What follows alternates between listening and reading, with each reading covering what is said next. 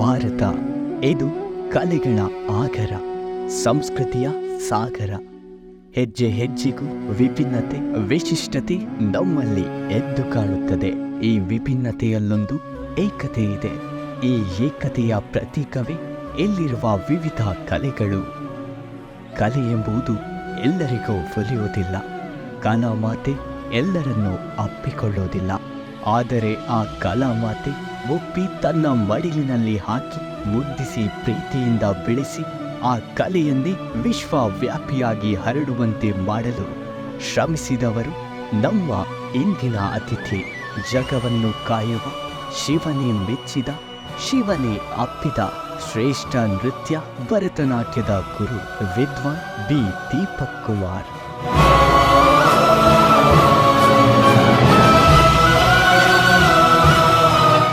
ಜೀವನ ಕಲೆ, ಸಂಸ್ಕೃತಿ, ಶಾಸ್ತ್ರ, ಧರ್ಮ, ಆಧ್ಯಾತ್ಮ ಎಲ್ಲವನ್ನೂ ತನ್ನೊಳಗೆ ಹೊಂದಿಕೊಂಡಿರುವ ವೇದಗಳು ಜಗತ್ತಿಗೆ ನೀಡಿದ ಅತ್ಯದ್ಭುತ ಕಲೆಯೇ ನಾಟ್ಯ. ಇದು ದೇವರೊಂದಿಗೆ ನೇರ ಸಂಭಾಷಣೆಯನ್ನು ಹೊಂದಲು ಇರುವ ಏಕೈಕ ಮಾರ್ಗ. ನಮ್ಮನ್ನು ನಾವು ಎಚ್ಚರಿಸಿ ಹೊಸತನವನ್ನು ಅರಿಯಲು ಸಹಕರಿಸುವ ಕಾಯಕ ಮಾರ್ಗ. ಸ್ವತಃ ಪರಮೋಚ್ಚ ಪರಮೇಶ್ವರನೇ ಕುಳಿತು ಸಂತಸ ಪಡುವ ದೇವ ಮಾರ್ಗ. ಇಂತಹ ಶ್ರೇಷ್ಠ ಕಲೆಯನ್ನು ತನ್ನ ಜೀವನದುದ್ದಕ್ಕೂ ಅಳವಡಿಸಿಕೊಂಡು ಆರಾಧಿಸಿಕೊಂಡು ಸಮಾಜದ ಸಹಸ್ರಾರು ವಿದ್ಯಾರ್ಥಿಗಳಿಗೆ ತಲುಪಿಸುತ್ತಿರುವವರು ನಮ್ಮ ದೀಪಕ್ ಕುಮಾರ್.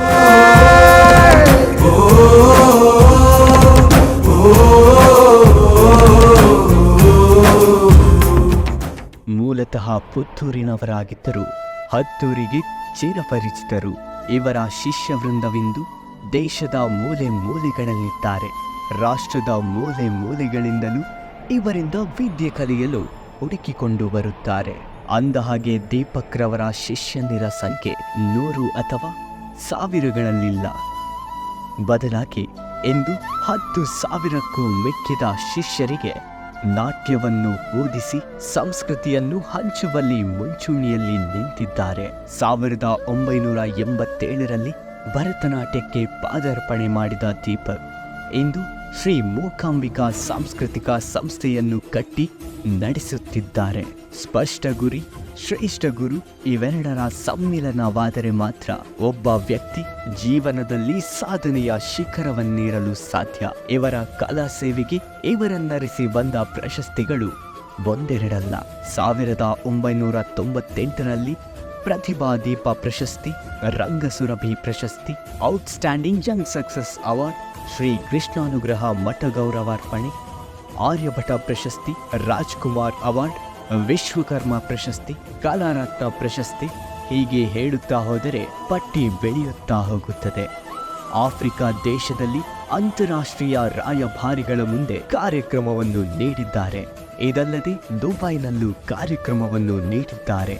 ಇನ್ನು ಭಾರತದ ವಿಚಾರಕ್ಕೆ ಬಂದರೆ ದೇಶದ ಮೂಲೆ ಮೂಲೆಗಳಿಗೂ ತೆರಳಿ ಭರತನಾಟ್ಯದ ಸೊಬಗನ್ನು ಹಂಚುತ್ತಾ ಸಂಸ್ಕೃತಿಯನ್ನು ಉಳಿಸಿ ಬೆಳೆಸುತ್ತಿದ್ದಾರೆ. ಇವರ ತಾಯಿಯಂತೆಯೇ ಇವರ ನೃತ್ಯ ಜೀವನದಲ್ಲಿ ನೆರಳಾಗಿ ನಿಂತು ಪ್ರತಿ ಹಂತದಲ್ಲೂ ಸಹಕಾರ ಕೊಟ್ಟವರು ಇವರ ಪತ್ನಿ. ದೆಹಲಿಯ ಪರೇಡ್ನಲ್ಲಿ ನೃತ್ಯ ಮಾಡಲು ಆಯ್ಕೆಯಾದ ಕರಾವಳಿಯ ತಂಡದ ನೇತೃತ್ವವನ್ನು ವಹಿಸಿದವರು ಇವರೇ. ನಮಸ್ತೆ, ನನ್ನ ಹೆಸರು ಅಂಕಿತಾ ಅಂತೇಳಿ. ನಾನು ಚಿಕ್ಕಮಗಳೂರು ಜಿಲ್ಲೆ ಎನ್ಆರ್ಪುರದಿಂದ ಬಂದಿದ್ದೀನಿ.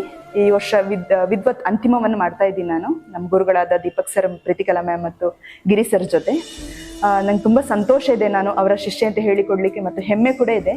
ಎಲ್ಲರಿಗೂ ನಮಸ್ಕಾರ. ನಾನು ಈ ಸಂಸ್ಥೆಯಲ್ಲಿ ಕಳೆದ 10 ವರ್ಷಗಳಿಂದ ನಾನಿಲ್ಲಿ ನೃತ್ಯಾಭ್ಯಾಸ ಮಾಡ್ತಾ ಇದ್ದೇನೆ.